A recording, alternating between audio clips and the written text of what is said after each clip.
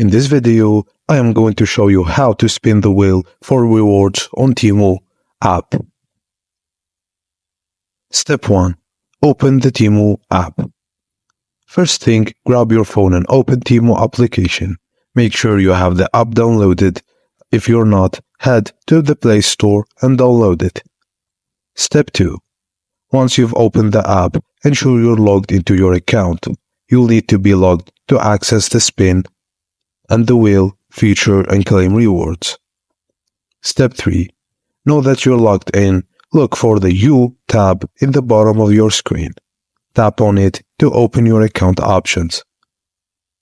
Step 4. After clicking the U tab, you'll see various options. Look for Earn Credits and Free Gifts. Step 5. You'll find the Read-in Creative option or a similar feature that allows you to spin the wheel. Tap on it to get started. Step 6. Once you tap on Spin, the wheel will start spinning and you'll see soon what your reward you've won. It could be discounts, special offers, or even cash off your next purchase. Whatever it is, it's sure to enhance your shopping experience on TEMU. And that's it, guys. Thank you for watching, and please don't forget to like and subscribe for more tips like this.